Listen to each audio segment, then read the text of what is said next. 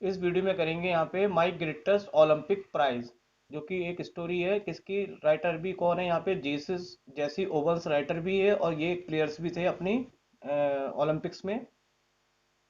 तो यहाँ पे हम इसमें पूरा चैप्टर पढ़ेंगे, जो कि एक्सप्लेनेशन है। यहाँ पे लाइन बाय लाइन हम इसको एक एक वर्ड को समझेंगे अच्छे से। यहाँ पे हमने कुछ इसको हिंदी में भी ट्रांसलेट कर रखा है, क्योंकि अगर कोई बात अगर नहीं समझ में आएगी तो आप यहाँ पे हिंदी में भी इसको देख समझ सकते हैं अच्छे से। और साथ ही साथ हर पैराग्राफ से रिलेटेड जो भी वर्ड मीनिंग्स है वो भी यहाँ पे लिखे हुए हैं, ताकि आपको करने में आसानी हो जाए। चलिए स्टार्ट करते हैं यहाँ पे। It was the summer of 936, ये समर का टाइम था 936 का। The Olympics games were being held in Berlin, जो ओलंपिक्स गेम थे वो कहाँ हो रहे थे? बर्लिन में हो रहे थे। और बर्लिन जो है वो आपकी कैपिटल है कहाँ की? जर्मनी की। तो गेम्स जो हो रहे थे वो जर्मनी के बर्लिन जगह में हो रहे थे। बिकॉज हिटलर, देखिए हिटलर कौन है? हिटलर जो है वो एक वहाँ का जो पॉलिटिशियन था बर्लिन का। तो वो इस समय यही मानता था कि उस वहाँ के लोग जो है उसके यहाँ के लोग बहुत बेस्ट है, तो वो एक मास्टर रेस थ्योरी को भी कंसिडर करता था। तो देखिए पहले मास्टर रेस समझ लेते हैं। मास्टर रेस क्या है? Master race means that Hitler ये कहता था कि जो जर्मन्स के लोग हैं as the race of highest rank, वो जो आर्यंस है, और वो उनकी रैंक जो है वो पूरे वर्ल्ड में सबसे आगे है।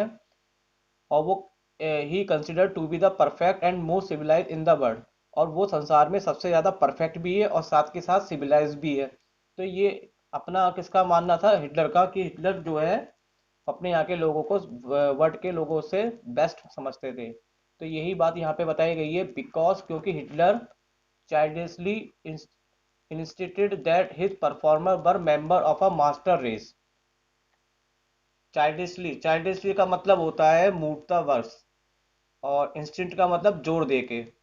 यानी कि जो हिटलर था वो मूर्तावर्ष अपने आप को जोर दे, मतलब जोर दे के ये लोगों से कहता था कि उसके जो परफॉर्मर मतलब प्लेयर्स है वो एक मेंबर है किसके? मास्टर रेस के। इट मींस उसके उसके जो रेस के मेंबर है जो कि कभी किसी से हार नहीं सकते, और वो सबसे श्रेष्ठ है।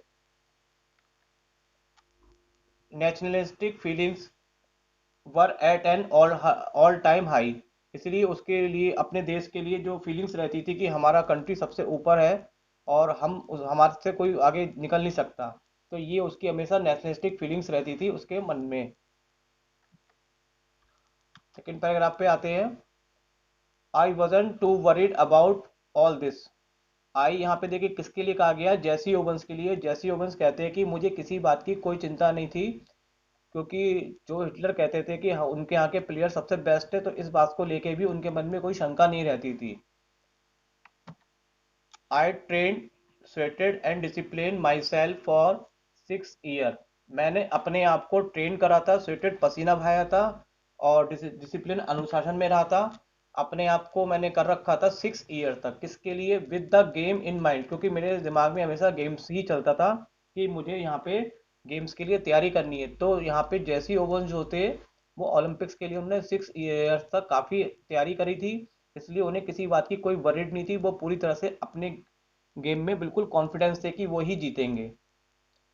While I was going over on the board, जब मैं बोर्ड में जा रहा था ओलंपिक्स के लिए, ऑल आई कुड थिंक, तो मैं सोच सकता था कि about was taking home one और two of those gold medal, कि मैं उनमें ओलंपिक्स में से एक या दो गोल्ड मेडल अपने घर जरूर लेके आऊंगा।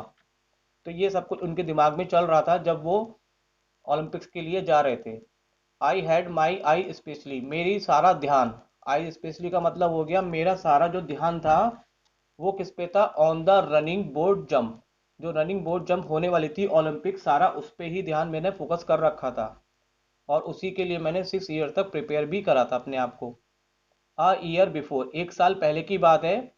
As a sophomore at the Ohio State university.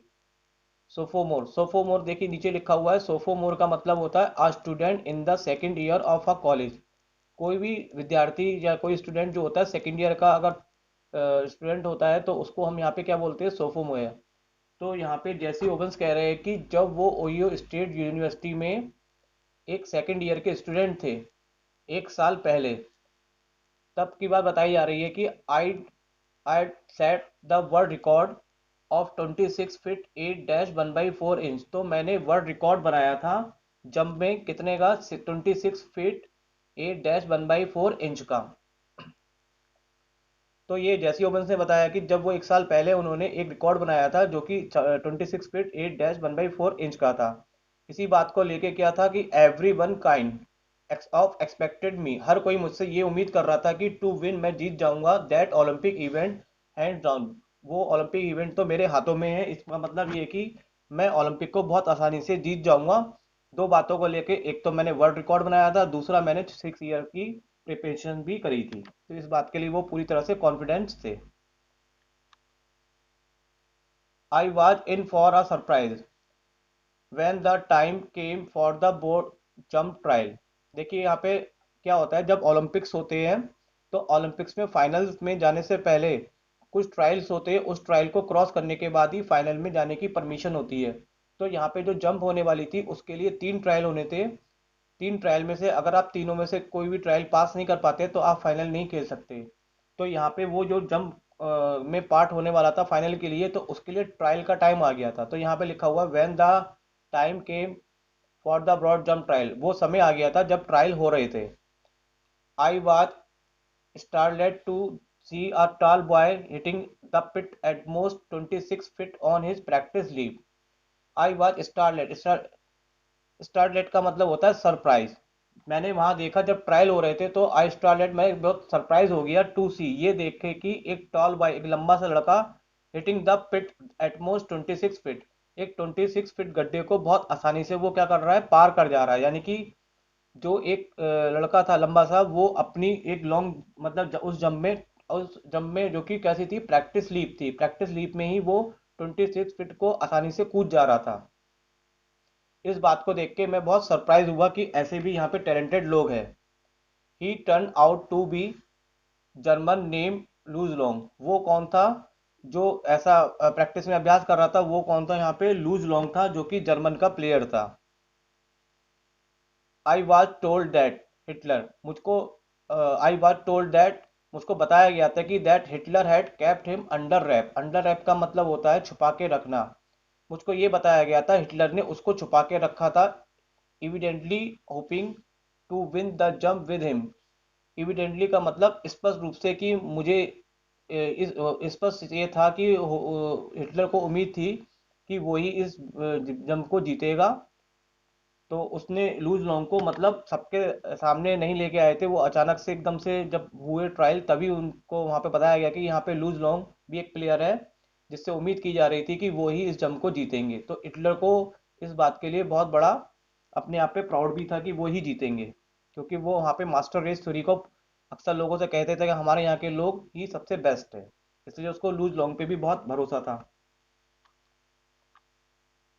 I guess that if Long won, मैंने अनुमान लगाया कि अगर लॉन्ग जीत जाता है, it would add some new support to the Nazi Aryan superiority theory, तो वो कुछ ना कुछ नया ऐड कर देगा नाजी आर्यन सुपीरियरिटी थ्योरी में। नाजी आर्यन सुपीरियरिटी थ्योरी क्या है? नाजी आर्यन सुपीरियरिटी थ्योरी में यही कहा गया कि जो आर्यंस लोग होते हैं वो वहाँ पे सबसे श्रेष्ठ होते हैं। तो लूज लॉन्ग जो होता है वो भी खुद उसी नाजी आर्यन थ्योरी का ही पार्ट था। तो उन अगर वो राइटर सोचते हैं कि अगर लॉन्ग जीत जाते हैं तो जीतने से उन लोगों को और भी ज्यादा घमंड हो जाएगा कि वो पहले से ही अपने आप को श्रेष्ठ मानते दुनिया में, अब वो और भी ज्यादा श्रेष्ठ मानने लगेंगे। तो इस बात के लिए लूज लॉन्ग थे वो सोच रहे थे। After all I am Negro, क्योंकि मैं यहाँ पे एक निग्रो था। निग्रो किसे बोलते हैं? एक ब्लैक अमेरिकन होते हैं, उनके लिए कहा गया है जिनको हिटलर पसंद नहीं करते थे। A little hot under the collar about Hitler's way. इस लाइन को समझने से पहले देखिए एक वर्ड समझते हैं यहाँ पे, हॉट अंडर द कॉलर। तो यहाँ पे नीचे लिखा हुआ है वर्ड मीनिंग में, हॉट अंडर द कॉलर का मतलब होता है बीइंग एंग्री, नाराज हो जाना। तो आ लिटिल मतलब थोड़ा बहुत मैं नाराज हो गया, किससे? अबाउट हिटलर्स वे, हिटलर के तरीकों से मैं कुछ थोड़ा बहुत नाराज हो गया था। तरीका वही कि जो वो कंसिडर करते थे कि उनके यहाँ के लोग बेस्ट है, ये बात से थोड़ा बहुत माइंडली हमारा मतलब जेसी ओवेंस को डिस्टर्ब हो रहा था। तो उससे बात को लेके वो नाराज हो गए हिटलर के वे से। I determined to go out there and really show Der Führer and his master race who was superior and who was not. मैंने वहां जाने का निश्चय किया था और ये दिखाने के लिए डर फरर, देखिए डर फरर किसको कहा गया था? डर फरर जो होता है हिटलर को पॉलिटिकल नाम दिया गया है, political title given to the Hitler. जैसे गांधी जी है उनको हम बापूजी भी कहते हैं, तो सिमिलर वे में उसको डर फरर एक नाम दिया गया था, जो कि पॉलिटिकल्स में कहा जाता था उनके लिए। तो मैंने वहां जाने का निश्चय किया और ये शो करने के लिए कि जो हिटलर है और उसकी जो मास्टर रेस थ्योरी है उसको दिखाना चाहते थे कि उसमें कौन सुपीरियर है और कौन सुपीरियर नहीं है। इस बात के लिए मैंने ओलंपिक्स में पार्ट लिया। An angry athlete is an athlete who will make mistake as any coach will tell you. कोई भी अगर एथलीट यानी कि जो प्लेयर्स होते हैं अगर वो उनके मन में कोई शंका या कोई नाराजगी चल रही होती है तो कभी भी वो अपना परफॉर्मेंस अच्छा नहीं दे पाएंगे अपने गेम में। तो वो कोई ना कोई यहाँ पे क्या करेंगे, मिस्टेक करेंगे। तो ये बात कोई भी कोच सिखा सकता है। जब भी कोई कोच अपने प्लेयर्स के बारे में ट्रेनिंग दे रहा होता है तो वो ये बताता है कि अगर आपको कोई गेम खेल रहे हो तो सारा कॉन्सेंट्रेट वहीं पर होना चाहिए। तो यहाँ पे जो जैसी ओवंस थे वो हिटलर की थ्योरी से कुछ हिटलर की जो थ्योरी थी उनसे कुछ नाराज थे। तो वो उससे लेके अपने मन में उनकी कुछ बातें चल रही थी नाराजगी, जिसके कारण उनसे भी यहाँ पे कुछ गलती हुई थी। तो यही बात बताया जा रहा है कि गेम में खेलते समय जो एथलीट होता है अगर एंग्री एथलीट होता है तो वो कोई ना कोई मिस्टेक करता है। आई वाज नो अजम्पशन, और मैं कोई लोगों से अलग नहीं था। On the first of my 3 qualifying jump, अब देखिए यहाँ पे 3 क्वालिफाई जंप होनी थी। तो 3 क्वाली जंप में से जो पहली वाली जंप थी, first on the first of my, जो पहली जंप थी तो उसमें क्या हुआ, I leave from several inch beyond the take off board for a foul. तो मैं जो कूद गया जंप में कुछ इंच आगे, टेक ऑफ बोर्ड की जो लाइन होती है उससे कुछ इंच में आगे कूद गया और फाउल हो गया। फाउल मीन्स मैं फेल हो गया उसमें ट्रायल में। देखिए यहाँ पे एक लाइन होती है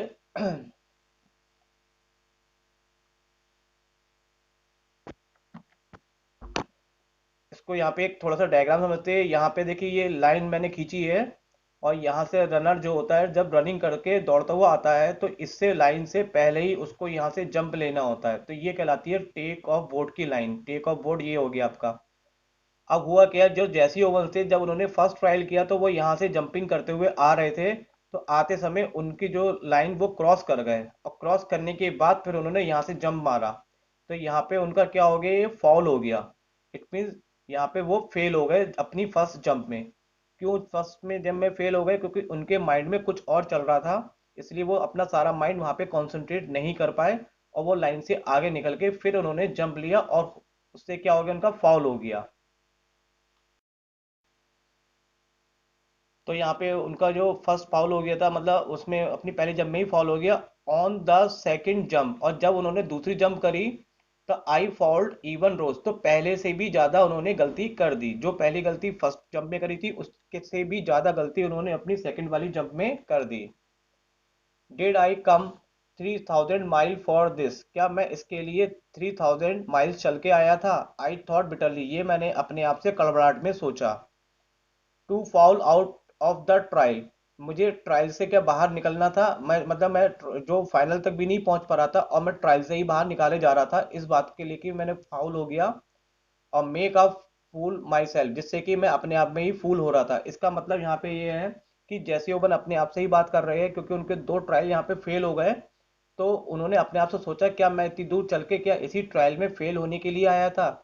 मेरा सपना था कि मैं तो फाइनल जीत के गोल्ड मेडल लेके जाऊंगा, लेकिन वो ट्रायल में फेल हो गए। और अपने आप को ही मूर्ख, मतलब उनको मूर्खतापन अपने आप में ही उनको लग रहा था कि ये सब कैसे हो गया।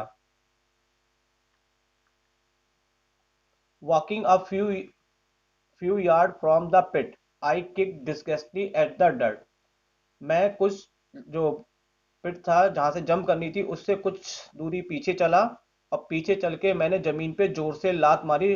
डिसगस्टेडली, मतलब बहुत गुस्से से अपने आप से नाराज था, तो मैंने उस नाराजगी में अपनी नाराजगी जताने के लिए मैंने जमीन पे जोर से लात मारी। क्योंकि मेरे अंदर यहाँ पे ट्रायल में मैं फेल हो गया था, इसलिए मेरे अंदर गुस्सा आ गया था अपने आप में।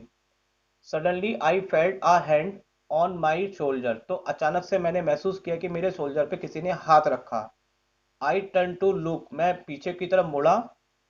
Into the friendly blue eyes of the टाल जर्मन ब्रॉड जंपर, तो मैंने देखा कि एक फ्रेंडली आंखें जो कि एक जर्मन की है और वो ब्रॉड जंपर है, उन्होंने मेरे ऊपर हाथ रखा था, मेरे शोल्डर पे। He had easily qualify for the first final on his first attempt, उन्होंने अपनी पहले ही अटेम्प्ट में आसानी से अपनी जम को क्या कर लिया था, क्वालिफाई कर लिया था। ही offered me a form handshake, और उन्होंने मुझसे हाथ मिलाने के लिए भी अपना हाथ आगे बढ़ाया। Jesse Owens, I am Luz Long, अब देखिए यहाँ पे जो हाथ जिसने रखा था वो कौन था, लूज लॉन्ग। तो लूज लॉन्ग अब जो है जैसी ओवन से बातें करता है, तो वो उससे कहता है Jesse Owen, I am Luz Long, I don't think we have met, हम समझ सकते हैं कि हम पहले कभी नहीं मिले। ही स्पोक इंग्लिश वेल, उसको इंग्लिश बहुत अच्छी आती थी, तो विद अ जर्मन ट्विस्ट, क्योंकि वो जर्मन से टच था उसका। Glad to meet you I said, अब देखिए यहाँ पे जैसी ओवंस ने रिप्लाई करा कि मुझे भी आपसे मिलके अच्छा लगा। Then trying to hide my nervousness, अब वो अपनी नर्वसनेस को छुपाने की कोशिश कर रहा था। नर्वस क्यों हो गया था, क्योंकि वो ट्रायल में फेल हो गया था, तो वो अपने आप से खुद परेशान था, इसलिए वो उसको भी उसने छुपाने के लिए आगे बात को बढ़ाया और पूछा, हाउ आर यू, आप कैसे हैं। आई एम फाइन, ये किसने जवाब दिया, लूज लॉन्ग ने कहा कि मैं ठीक हूँ। The question is, but question ये है कि हाउ आर यू, आप कैसे हैं, आप बताइए। What do you mean, I asked, मैंने पूछा इसका क्या मतलब है, यानी कि जैसी जो थे उन्होंने पूछा इसका क्या मतलब है आपका। Something must be eating you, कुछ ना कुछ आपको खाया जा रहा है। ही सेड, उन्होंने कहा कुछ ना कुछ आपको खाया जा रहा है, आपको आप अंदर से कुछ ना कुछ परेशान है, इसका मतलब। उसने कहा, proud the way, proud the way foreigners are when they have mastered a bite of American slang, मुझे मतलब ये फॉरनर किसके लिए कहा गया, फॉरनर जो थे वो लूज लॉन्ग के लिए कहा गया है, क्योंकि लूज लॉन्ग जो था अमेरिकन यानी कि से आया हुआ जैसी जो था उसके लिए फॉरनर था। और वो ये बताना चाह रहा था कि फॉरनर्स जो लोग मतलब यानी कि वहाँ के जो लोग थे, फॉरनर्स जो है लूज लॉन्ग, वो उसको प्राउड था कि वो लोगों के चेहरे को पढ़ लेता था, उसके अंदर की बातों को समझ लेता था, स्पेशली अमेरिकन स्लैंग। तो वो उसकी जो गुस्सा नाराजगी थी तो उसको वो समझ गया था, तो उसको समझ के वो उससे बातें कर रहा था। अब आगे वो क्या कहता है, you should be able to qualify with your eyes close, अगर आप अपनी आंखें भी बंद करोगे तो आप आसानी से क्वालिफाई कर लोगे। Believe me I know it, मैं इस बात को जानता हूँ, इस पर विश्वास करिए। आई टोल्ड हिम, ये बात किसने कही, ये बात लूज लॉन्ग ने जेसी ओवंस को कहा कि अगर आप आंखें भी बंद करोगे तो भी आप उसके क्वालिफाई के योग हो। It felt good to say that to someone, और ऐसा कह के वो किसी को भी कह के उसको अच्छा लगता था। इसका मतलब ये था कि जो जैसी ओवंस जो कि बहुत अपने आप में नर्वसनेस हो गई थी उसके अंदर, उसकी नर्वसनेस को दूर करने के लिए, उसको इनकरेज करने के लिए लूज लॉन्ग ने उसको थोड़ा सा मोटिवेट करा कि आप बहुत टैलेंटेड हो और आप ट्रायल में फेल नहीं हो सकते हो, और आप अगर थोड़ा सा अपना माइंड यहाँ पे कंसंट्रेट करते हैं तो बहुत ही आसानी से जंप को क्रॉस कर लेंगे आप। For the next few minute we talk together, अगले कुछ मिनटों तक हमने बातचीत करी। I did not tell Long, मैंने लॉन्ग को ये नहीं बताया कि वाट वाज ईटिंग मी, कि मेरे अंदर क्या चल रहा है, मुझे कौन सी बात परेशान कर रही है, मैंने इस बात को लॉन्ग को नहीं बताया। But he seem to understand my anger, लेकिन वो मेरे नाराजगी को समझ चुका था, मेरे गुस्से का कारण उसको मालूम पड़ गया था कि मैं नाराज क्यों हूँ। ही टुक पेन टू टू रेस्योर मी, तो उसने मुझे शांत करने के लिए बहुत कोशिश करी कि मैं अपने अंदर से वो उसको छोड़ दूं। Although he did had been schooled in the Nazi youth movement, जबकि वो खुद ही उसी स्कूल का छात्र था, स्टूडेंट था, जो कि नाजियों का था और नाजियों के स्कूल में लेके उसने ट्रेनिंग करी थी। He did not believe in the Aryan supremacy, जिसमें आर्यंस को सबसे श्रेष्ठ माना जाता था, लेकिन वो उसको उसमें उनकी बातों पे बिलीव नहीं करता था, any more than I did. मतलब ये है कि जो लूज लोंग थे वो खुद ही नाजी स्कूल के मतलब स्टूडेंट से यहाँ पे सिखाया जाता था कि आर्यंस लोग सबसे बेस्ट है। लेकिन ये बात लूज लोंग इस बात पे बिलीव नहीं करते। वो कहते थे कोई भी टैलेंटेड व्यक्ति अपने आप में सुपीरियर हो सकता है। तो इस बात को लेके we laughed over the fact that he really looked the part. हम हंसे और हमें इस बात का मतलब इस बात पे हंसे कि वो भी उसी का ही हिस्सा है जो कि नाजियों के बारे में बात कही जाती है।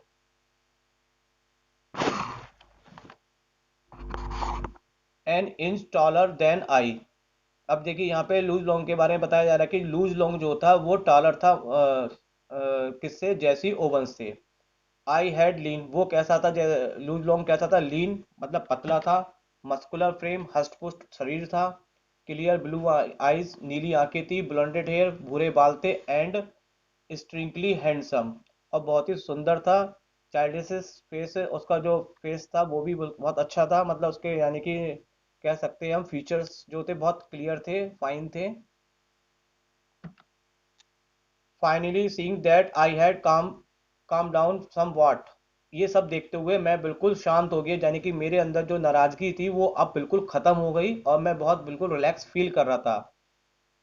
ही pointed to the take off board, उसने पॉइंट मतलब इशारा करा किधर की तरफ, उस टेक ऑफ बोट की तरफ जो जहाँ से जंप करनी होती है वहां पे उसने इशारा करा, किसने, लूज लॉन्ग ने।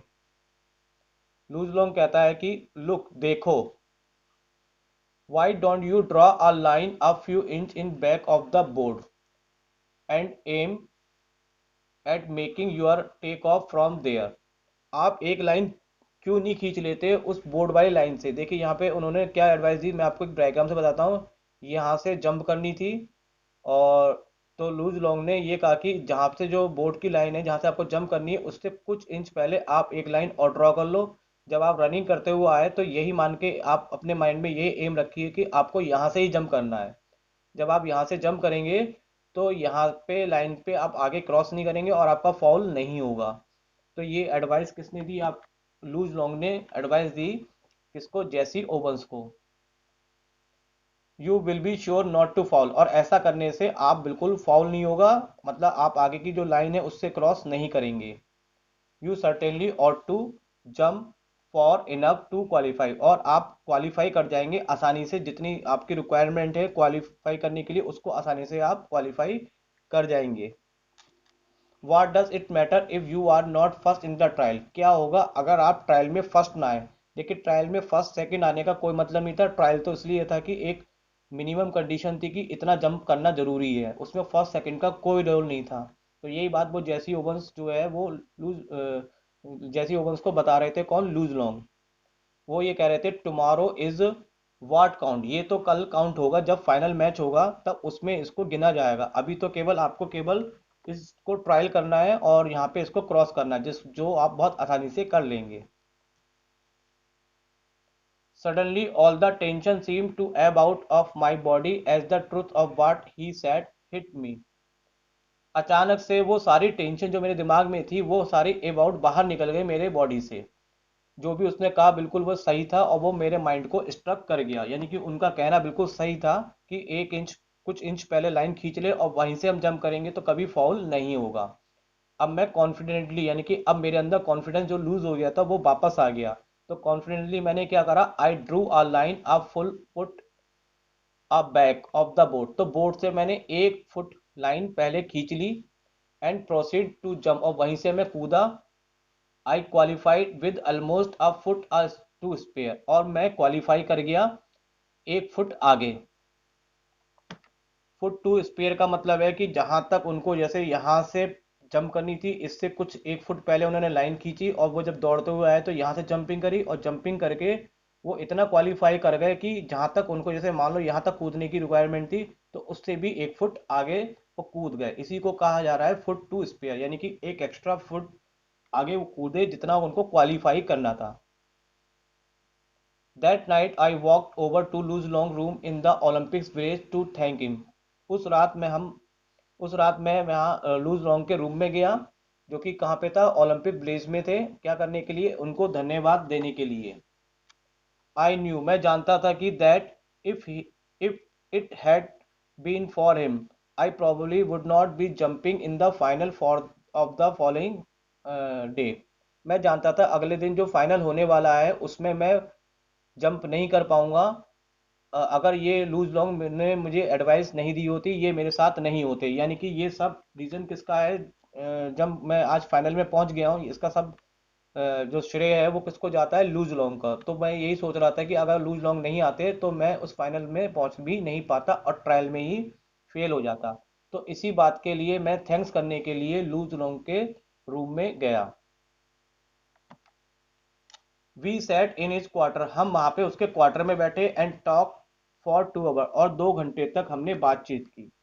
अबाउट ट्रैक, किसके बारे में बातचीत की, ट्रैक के बारे में, ट्रैक एंड फील्ड, मतलब उस गेम्स के बारे में जो गेम्स में रास्ते होते हैं, जो ट्रैक होता है उसके बारे में, अवर सेल्फ अपने आप के बारे में, द वर्ड सिचुएशन, कुछ वर्ड सिचुएशन से संबंधित बात करी, और दर्जन अदर थिंग, और कुछ दूसरी अदर बातें भी हमने करी। When I finally got up to leave, जब मैं वहां से जाने के लिए उठा, यानी कि अब 2 घंटे में बातचीत जब हो गई थी तो मैं जाने के लिए जब उठा, तो वी बोथ न्यू, हम दोनों लोग जान गए थे, our real friendship had been form, कि हम लोगों के बीच में एक रियल फ्रेंडशिप बन गई है। यानी कि अब हम एक दूसरे के अच्छे दोस्त हो गए थे। Luz would go out to the field the next day trying to beat me, Luz जो है वो अगले दिन जो है क्या करेगा, अपने मतलब गेम फाइनल में जब खेलने जाएगा तो वो पूरी तरह से बेस्ट अपना परफॉर्मेंस करेगा और मुझको यहाँ पे हराने की कोशिश भी करेगा, इफ ही कुड, जो कि वो कर सकता है। बट आई न्यू दैट, लेकिन मैं इस बात को भी जानता था, wanted me to do my best, कि वो मेरे लिए भी चाहता है कि मैं भी बेस्ट करूं, इवन इफ दैट मीन्स, उसका ये भी मतलब था कि मैं भी वहाँ पे विनर हूँ, मतलब वहाँ पे गेम को जीतूं। मतलब ये है कि उनके अंदर इतनी फ्रेंडशिप हो गई थी कि एक दूसरे के लिए वो कभी भी निगेटिव नहीं सोच रहे थे, एक दूसरे को ही वो क्या कर रहे थे, इनकरेज कर रहे थे। तो लूज लोंग भी अपने लिए सोच रहा था कि मैं भी यहाँ पे बेस्ट करूंगा और मैं कोशिश करूंगा कि मैं जैसी ओवंस को हरा दूं, लेकिन वो उस जैसी ओवंस के लिए भी यही चाहता था कि वो बेस्ट करे और वो इस गेम को जीते। As it turn out, Luz broke his own past record. अब देखिए जब फाइनल हुआ तो फाइनल में जो लूज थे उन्होंने अपना खुद का बनाया हुआ पिछला रिकॉर्ड तोड़ दिया। इन डूइंग सो, ऐसा करने से ही pushed me on to a peak performance, तो मुझको इस ऐसा करने से मेरे लिए मेरा टारगेट उन्होंने बढ़ा दिया। यानी कि जब उन्होंने खुद का ही अपना रिकॉर्ड तोड़ दिया तो इसका मतलब अब मुझे जंप बहुत लंबी करनी थी, अगर मुझे ये ओलंपिक्स को जीतना था। तो यानी कि मेरे लिए उन्होंने टारगेट बहुत लंबा रखा कि मैं उसको आसानी से पार ना कर पाऊँ, इसलिए उन्होंने भी यहाँ पे अपना बेस्ट परफॉर्मेंस दिया। I remember that at the instant I landed for my final jump, मुझे याद है जब अपनी फाइनल जंप के लिए उतरा था, द वन विच सेट, जो कि बन गई थी ओलंपिक रिकॉर्ड, कितने की, 26 फीट 5-5/16 इंच की, जो कि जंप मैंने करी थी जिसमें मैं जीता था। तो वो मेरी जो जंप थी वो एक वर्ल्ड रिकॉर्ड बन गई थी 26 फीट 5-5/16 इंच की। यानी कि मैं यहाँ पे ओलंपिक जीत गया था। He was at my side, वो मेरी तरफ था। कॉन्ग्रेचुलेटिंग मी, वो मुझको कॉन्ग्रेच कर रहा था। डिस्पाइट डिस्पाइट द फैक्ट, इस बात को जानते हुए भी कि हिटलर ग्लेड, हिटलर क्या कर रहा है, उसको ग्लेड मतलब घूर रहा है, एट अस मतलब हिटलर हम लोगों को घूर रहा है, कहाँ से खड़ा हुआ, फॉर फ्रॉम स्टैंड, खड़ा हुआ कहाँ से, नॉट 100 यार्ड, 100 गज की दूरी भी नहीं है हमसे। यानी कि उसे इस बात की परवाह भी नहीं थी कि जैसी और मैं यहाँ पे खड़े हुए थे उससे 100 गज से भी कम की दूरी पे जो हिटलर खड़ा था वो हमको घूर रहा था। क्यों घूर रहा था, क्योंकि जो लूज लॉन्ग था वो हिटलर का ही प्लेयर था, और हिटलर ने उससे काफ़ी उम्मीद लगाई थी कि लूज लॉन्ग जो है वो जीतेगा। लेकिन लूज लॉन्ग हार गया, और हारने के बाद उल्टा वो जैसी ओवन से क्या कर रहा था, हाथ भी मिला रहा था और उसको बधाई भी दे रहा था। तो ये बात हिटलर को बर्दाश्त नहीं हो रही थी। तो लूज शॉक लो शोक माई हैंड, लोग ने मतलब मेरा हाथ बहुत कस के मिलाया मेरे से, मतलब मजबूती से। And it was not a fake smile with broken heart short of a grip either, और उसने जो स्माइल दी, यानी कि जो उसने मिलाया, उसने मुझको दिल से कॉन्ग्रेट किया, जबकि उसका खुद का हृदय टूटा हुआ था। इट मीन्स वो खुद हार गया था। जब कोई व्यक्ति हार जाता है तो वो सामने वाले अपोजिट को अपने अंदर से बिल्कुल फ्रेश होके मतलब कि बधाई नहीं दे सकता, बल्कि ऊपर एक फॉर्मेलिटी तौर पे वो करता है। लेकिन यहाँ पे लूज लोग जो थे वो खुद हार जाने के बाद भी दिल से उनको बधाई दे रहे थे, उनकी मतलब जो कि वो जीत गए थे जैसी ओवंस।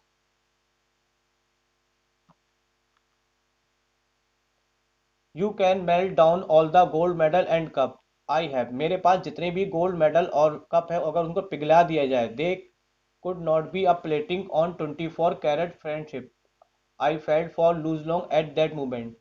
अगर मेरे सारे गोल्ड मेडल और कप को पिघला दिया जाए तो एक इतनी सी भी परत तैयार नहीं होगी जो हमारी फ्रेंडशिप को ढक सके, जो कि अभी मैं लूज लॉन्ग के लिए महसूस कर रहा था। इट मीन्स कि मेरे लिए लूज लॉन्ग की फ्रेंडशिप बहुत ज़्यादा इंपॉर्टेंस हो गई थी, उसके आगे गोल्ड मेडल और कप की भी कोई वैल्यू नहीं थी।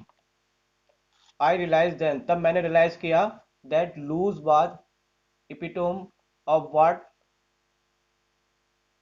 Pierre de Coubertin founder the modern Olympic game, तब मैंने महसूस किया जो मॉडर्न ओलंपिक गेम्स के पियरे डी कुर्बिटिन फाउंडर थे, उनका ही ये एक मतलब छत्र छाया यानी कि प्रतीक की तरह ही यहाँ पे मुझे लूज लॉन्ग दिखाई दे रहे थे। Must have had in mind when he said, जो मतलब वहाँ के जो फाउंडर थे उनका कहना यही था कि the important thing in the Olympic game is not winning but taking a part. किसी भी ओलंपिक गेम में जीतना ही सबसे ज़्यादा इंपॉर्टेंट नहीं होता, बल्कि उसमें इस पार्ट लेना भी ज़्यादा इंपॉर्टेंट है। तो यहाँ पे लूज लोग हार गए थे, तो ऐसा नहीं कि उनकी हार थी, उन्होंने भी ओलंपिक खेला, ये भी उनकी एक अपनी जीत है। तो ये उनका कहना था कि कोई भी अगर ओलंपिक गेम में नहीं जीत पाता तो भी कोई बात नहीं, लेकिन उसमें पहुंच पाना भी ये भी अपने आप में बहुत बड़ी बात होती है। The essential thing in life, जो हमारे लिए आवश्यक चीज़ें होती है ज़िंदगी भर में, इज़ नॉट कंक्वेरिंग, वो हम किसी से फोर्स के द्वारा जीत नहीं सकते, बट फाइटिंग वेल, लेकिन हम उसके लिए अच्छे से प्रयास करें तो उसको हम जीत सकते हैं। तो किसी से जीतने के लिए हमें किसी को गिराने की ज़रूरत नहीं होनी चाहिए। तो ये उनका कहना था। तो यहाँ पे फ्रेंड्स ये चैप्टर की समरी यहाँ पे कंप्लीट हो जाती है हमारी। आई होप आपको समरी समझ में आई होगी। यहाँ पे मैंने समरी हिंदी में भी लिख रखी है, इसलिए कि आप जहाँ जहाँ इसको आप अगर क्लियर नहीं होगी तो आप इसको हिंदी में भी पढ़ के समझ सकते हैं, क्योंकि हो सकता है कि कहीं कहीं मैंने कहीं फास्ट बोल दिया हो जो आपको जल्दी समझ में नहीं आया, तो आप इससे भी पढ़ के उसको क्लियर कर सकते हैं। और फ्रेंड्स आप लोगों को मैं एक बहुत जल्दी वीडियोस प्रोवाइड करने वाला हूं जिसमें कि पैराग्राफ से रिलेटेड सारे क्वेश्चंस होंगे जो आपके एग्जाम्स के लिए बहुत ही ज़्यादा हेल्पफुल होंगे आपके लिए। तो आप प्लीज़ उस वीडियो को भी देखिएगा, और अगर ये वीडियोस आपको अच्छी लगती है आप अपने फ्रेंड्स वगैरह में भी शेयर करिएगा। तो आई होप कि ये वीडियो आपको अच्छी लगी हो। Okay, thank you very much all of students.